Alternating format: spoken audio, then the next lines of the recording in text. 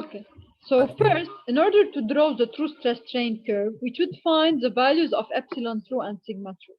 And already, since we know the engineering values, then we will use the formulas to convert from engineering to true values, which are the following one. So we know that sigma true can be calculated as sigma engineering times 1 plus epsilon, and epsilon true is ln times 1 plus epsilon engineering. So having all values for engineering curve, we can deduce the values for the true stress strain curve for the different points. And after doing the calculation and summarizing the values in a table, we can draw the figure. So now we can draw it. This is the true stress strain curve.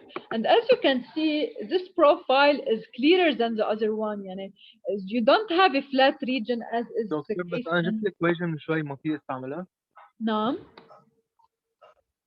Can you جبت repeat? ال K and N ما في استعملها. فيني استعملها ترسم الفلو كيرف. اوكي مش بس الترو كيرف منا بس السترين هاردنينج زون، في عندك الالاستيك زون وفي عندك اوكي الناكينج بارت.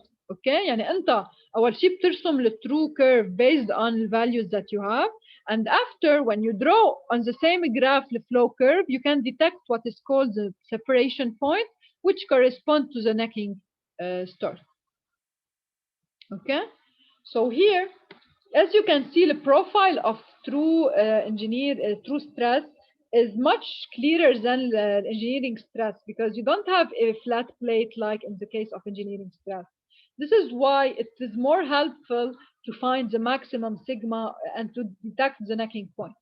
Okay, so now in a second step, if you want to compare engineering and true stress on the same curve, we should plot them of a function of the same coordinate, which can be or delta L or L simply.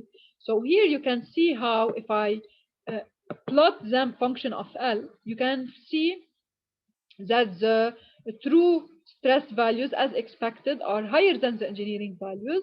And here, instead of having a flat plate behavior, you can easily, it is the maximum is more, you can see it more clearly here, okay, than in the case of true engineering stress. Okay. Now, in a final step, okay, we want to, the final question is to determine the necking point graphically and to calculate again the tensile stress. So here, this is what was I was telling you. Here in the problem, they gave you the maximum load, so you were able to calculate the tensile stress. But if they don't give you the maximum load, using the engineering curve, it's not easy to detect the maximum.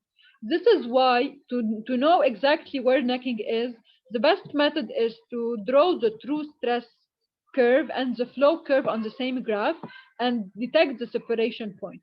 This is what we will do here.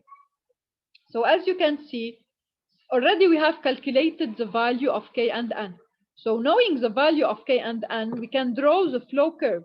K sigma flow equal to K times epsilon true to the power N.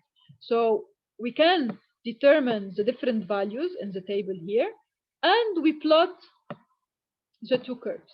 And as expected, for points 0 and 1, you have a difference here for point 1, you have a difference between sigma true and sigma flow because you are in the elastic region. You didn't reach yet the strain hardening zone.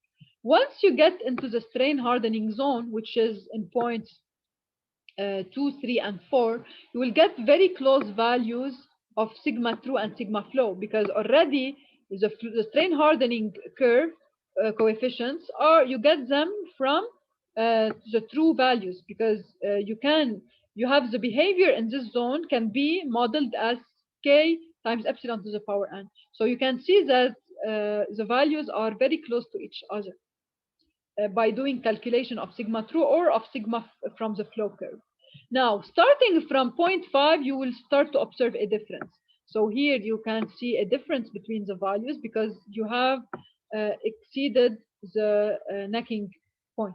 Okay, so after the necking point, you have a variation. You will start to observe variation between sigma true and sigma flow, and the maximum variation you can see it at rupture. Okay. So by drawing your curves, you can also detect the different zones.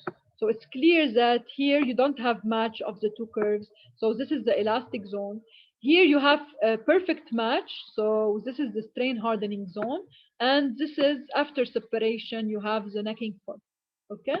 Now, if you want to calculate the corresponding value at separation point, all you have to do is to detect the point of separation between the two curves, and you can read graphically the values of sigma separation and epsilon at separation.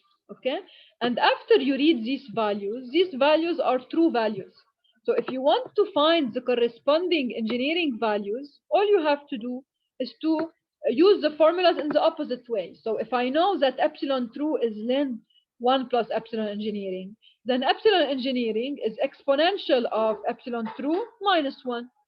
And once I get the value of epsilon engineering, I can find sigma engineering by saying that sigma engineering is sigma true over 1 plus epsilon. This will allow me to calculate the engineering value at separation. And what is the engineering value at separation? It represents what? So the engineering stress at separation is the tensile stress, because here we have the maximum load. Okay, at separation is equal to the tensile stress. So this method will allow you to calculate the tensile stress in an accurate way. You got 0.193 gigapascal. When using the maximum load, we got 0.196. So the error, okay, is less than 3%. It's nearly 1.5% the error. So this method is very helpful to find the necking, sort of necking, and to calculate the tensile stress if we don't know the value of the maximum load. Okay? Any question on this? Yes, Dr. دكتور بس should we use Excel بالفحص ولا لا هلا we بالفحص do the calculation؟ مبدئيا يعني ما بيكونوا طوال البروبلم. You should know the concept، بس يعني I will test it in a different way. ما بتعوزوا ترسموا كيرف بالفحص. يعني أنا مثلا أنا بعطيكم كيرف. okay. Okay? Yes. Okay. Thank Doctor? you. Yes?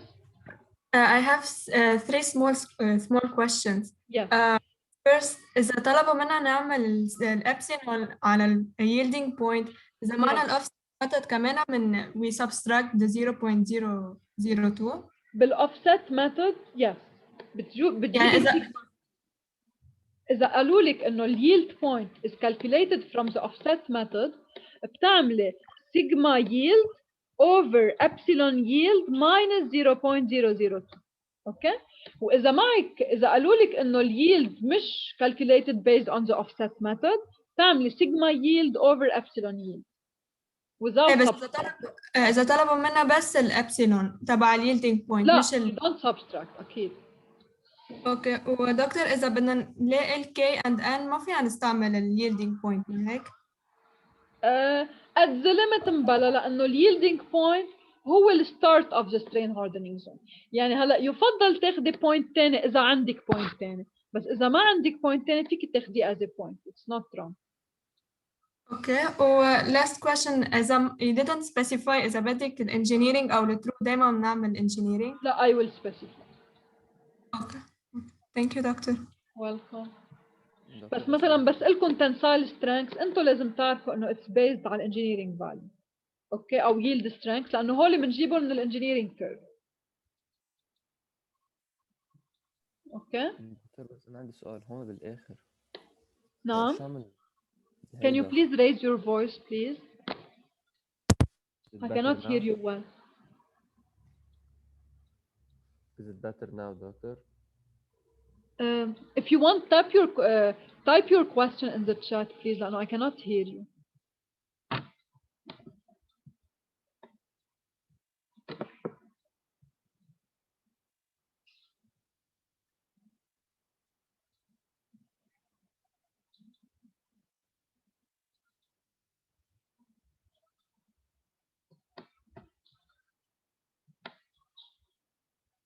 Okay, Ghadi. You mean in the last part, you mean the detection of the separation point and calculation of sigma maxima? Okay. So first, when you draw the two curves on the same graph, okay, you can detect the different zones. Yani you can see that in the elastic region here, the two curves are not matching because I haven't started yet by the strain hardening zone. After the yield point, you will have a perfect match between the two graphs. Now, once you start to see separation between the two curves, this means that this separation point will be the sign of start of necking. So after separation of the two curves, you have the necking zone. Okay. Now, the separation point is very helpful for calculation. Why? Because the start of necking correspond also to the maximum load applied on the specimen during the tensile test. So you can say that for the separation point, if I read on my curve the value of epsilon separation and sigma separation, then I can say that this corresponds to the maximum load. Okay? And the maximum load can be then calculated because from true stress, I can calculate the value of sigma engineering. Okay? And from sigma engineering, I can deduce the force because sigma engineering is F over area, A0. Okay? So here, what we did is, once we read the values of epsilon separation, which is 0.225, and sigma separation, which is 0.242 gigapascal, which are true values, we can use the formulas between engineering stress and engineering strain and true stress and strain in order to calculate the corresponding value at the separation point of engineering strain and engineering stress. Okay, so first you use the first relation between them to get epsilon engineering, and once you get epsilon engineering, you find sigma engineering from the following formula. Sigma engineering represent what here? This is at necking. So at start of necking, this corresponds to what? This corresponds to the maximum stress, which is called maximum engineering stress, which is called the tensile strength. So at start of necking, by calculating the value of sigma engineering, you can calculate the tensile strength. Okay?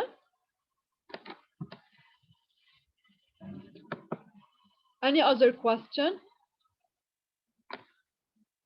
Okay, guys, so we continue the problems next time. So next time will be done, hopefully, so you will have enough time for review for the exam. Bye. Thank you, Dr.